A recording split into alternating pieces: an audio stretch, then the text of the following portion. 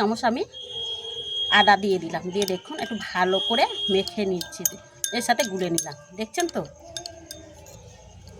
নিয়ে একটু রেখে দেবেন, দিলে আরও কিন্তু ঘন হয়ে যাবে। দেখছেন একদম মিক্সচারটা দেখে নিন, পুরো যেরকম আদা বাটা হয় সেরকমই।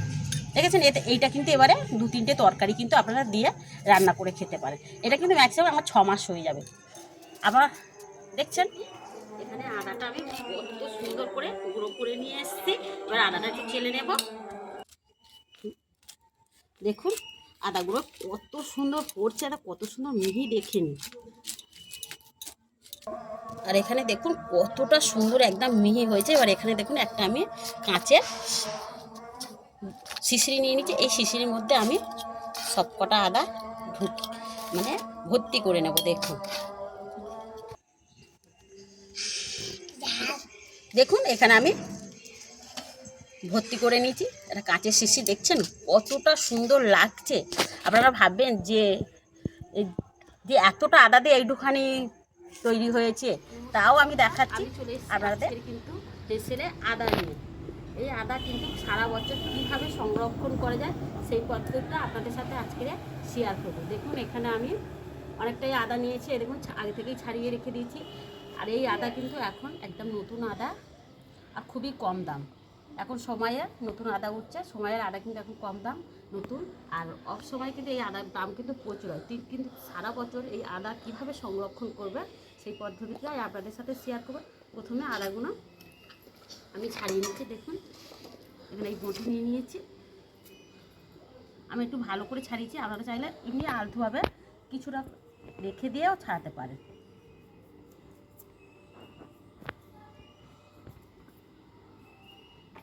দেখুন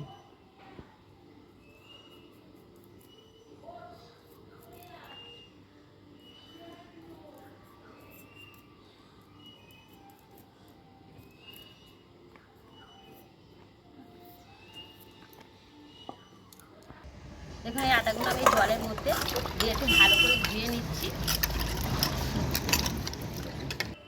দেখুন ধুয়ে এখানে আমি একটা সুতির কাপড় ছেড়ে নিয়েছি, এর মধ্যে দিয়ে একটু জলটাকে আমি ভালো করে মুছে নেব।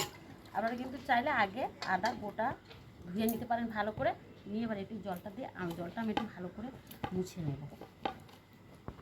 দেখুন এখানে আদাগুলো আমি ভালো করে কিন্তু মুছে নিয়েছি জলটাকে। এবারে বটি দিয়ে আমি পাতলা পাতলা করে, আপনারা যেরকম ইচ্ছে পাতলা করে নেবেন। দেখুন ঠিক এরকম পাতলা পাতলা করে কেটে নেব। আপনারা কুচিও করতে পারেন।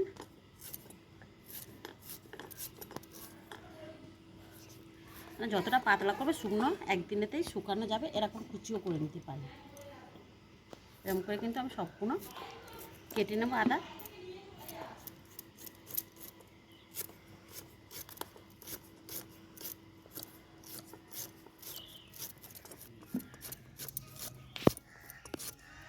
দেখুন এখানে আদাগুলো আমি কিন্তু সব কেটে নিয়েছি। এখানে কিন্তু পরিমাণটা আপনারা যেরকম পরিমাণ করবে সেরকম অনুযায়ী আদাটা নিয়ে রাখবেন। আমি এখানে কিন্তু 1 কেজি বেশি আদা নিয়েছিলাম। দেখুন এবারে এই আদাটা এবারে আমি শুকনো করতে দেব। দেখুন এখানে একটা কিলোর মধ্যে আমি একটা পেপার নিয়ে নিয়েছি, এই পেপারের মধ্যে আদাগুলো দিয়ে দেবো। দেখুন একদম পাতলা করে দিয়ে আজকে মোটামুটি সারাদিনে, আজকে রোদ্রটা এখন রোদ্র কিন্তু ভালোই রোদ্র হচ্ছে, একই রোদ্রে কিন্তু শুকনো হয়ে যেতে পারে। দেখুন এখানে সারাদিন রোদ্রে থাকবে, এখন বিকাল অবধি এখানে রোদ্রটা থেকে যাবে। এবার আমি মাঝে মাঝে একটু করে উল্টে পাল্টে দেবো, দিয়ে শুকনো করে নেব। দেখুন পরে সারাদিনে রোদ্রে আমরা আদাগুলো কি সুন্দর শুকনো হয়ে গেছে দেখে নিন। আর এই দেখুন হাত দিলে দেখুন কতটা সুন্দর গুঁড়ো হয়ে যাচ্ছে। এবার আদাগুলো আমি তুলে নেব। দেখছেন কতটা সুন্দর আওয়াজ হচ্ছে।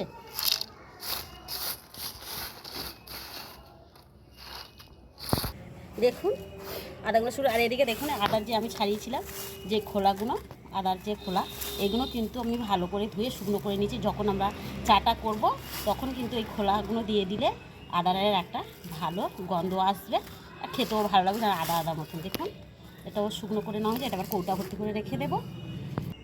এদিকে দেখুন একটা মিক্সিং জার নিয়েছে, এই জারের মধ্যে আদাগুলো সব দিয়ে দেবো, দিয়ে একটা ভালো মিহি পেস্ট করে নিয়ে আসবো। দেখুন আমি আদাটাকে গুঁড়ো করে নিয়ে এসেছি, কতটা সুন্দর গুঁড়ো হয়েছে দেখে নিন। এবারে আমি একটা চালনি দিয়ে চেপে নেবো। এখানে দেখুন তার জন্য একটা প্লেটে আমি পেপার নিয়ে নিয়েছি, আর এখানে এই চালনিটা নিয়ে নিয়েছি। এবার আমি চেলে নেবো। আদা গুঁড়োগুলো আমি সব ঢেলে নিলাম। আপনারা চাইলে চালতেও পারেন, নাও চালতে পারেন। আমি একটু চেলে নিচ্ছি, ভালো একটা মিহি গুঁড়ো পাবো বলে দেখিনি।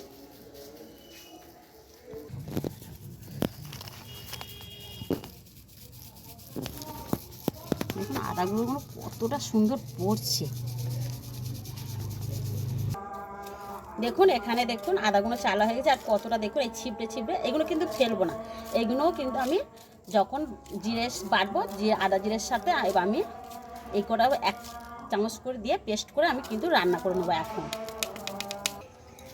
দেখুন এখানে আমি এই কাঁচের শিশিটা ভর্তি করে নিয়েছি, নিয়ে এবার এই টাইট করে মুড়ে আমি রেখে দেবো। সারা বছর কিন্তু আমার 6 মাস তো চলে যাবে। দেখেছেন আমার এই আদার পদ্ধতিটা কেমন হয়েছে আপনারা অবশ্যই আমার কমেন্ট করে বলবেন, ও ভালো লাগলে আমার রেসিপিটা প্রচুর শেয়ার করে দেবেন। আজকের এই অবধি, আবার দেখা হবে অন্য কোনো রেসিপি নিয়ে। ভালো থাকবেন, সুস্থ থাকবেন, নমস্কার।